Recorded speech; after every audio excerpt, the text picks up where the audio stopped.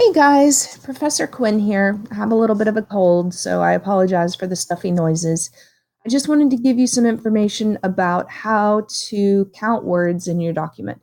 You probably already know how to do that. You just look down here and it tells you how many words there are.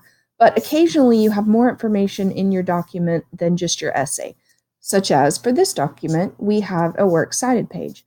So we want to know how many words are just in the essay portion, because if a professor gives you a word count that you're supposed to follow, that is referring to just the essay portion of your document and not your heading, which you see right here, and not your works cited, which you see down here.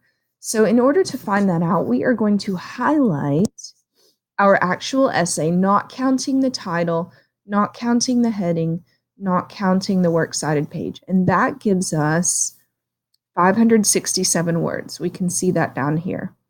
Now, for the document that is being assigned to Bethel University students for their final paper, it should be 300 to 550 words. So this document would be a little long for that. We would want to cut that down by about, let's see, math, by about 17 words. Okay. I also wanted to show you just real quickly how to put page numbers in, because people are still not putting page numbers in to their documents. So let's go to Insert, which we're on now. Your Insert tab is up here. And then we are going to go over here to Page Number. And it's going to say, where do you want it? Well, we want it at the top. And then we're going to choose the one on the right, because in MLA, your page number goes on the right. Okay, so that's going to pop up a little page number for us. We're going to click on this side of that page number.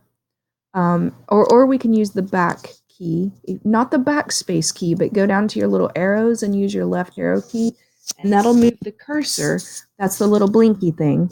That'll move it to the left side of the number, and then we can type in your last name. I know this is my last name. Please don't type in Quinn. Actually, type in your last name. So now, and type in a space as well. So now your last name and a space and the number are going to be on every page. So we're going to go and click on Close Header and Footer. And now if you'll scroll, you can see that your last name and the page number are on each page of your document. If you're doing this in Office 365, that page number does not show up unless you print it, which is really annoying. But if you'll go to File and click on Print, there's a print preview, and then you can see the page numbers there if you're like curious that they're actually there. All right, now I want to show you how to put your works cited onto the next page. If you're like me, you just type your works cited at the bottom of your document as you go. But if you'll go in and click before your works cited and then just hit enter, enter, enter, enter, enter as many times as you need to, that will pop your works cited onto a new page.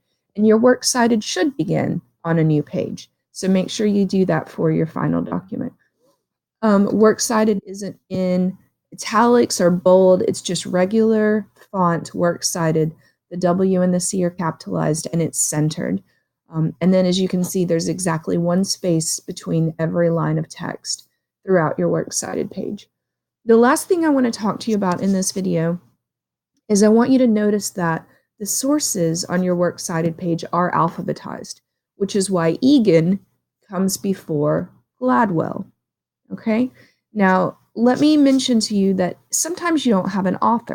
If we didn't have an author here, then the first letter of this formatted source would be C. Okay, so C comes before E. So we would take this and we would move it. We would hit Control X to make it go away. And then we would move up here and hit Control V to have it come back in. And now they're actually in order. You'd have to do a little bit, I would have to do a little bit of adjusting so that this looks like it's in the right format.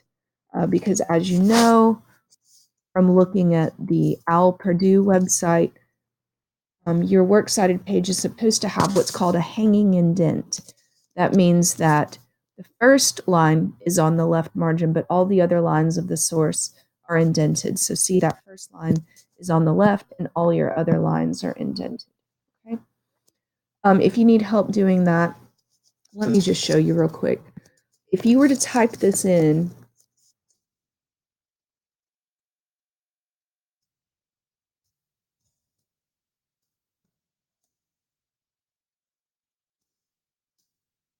evidence of early modern theatrical terminology.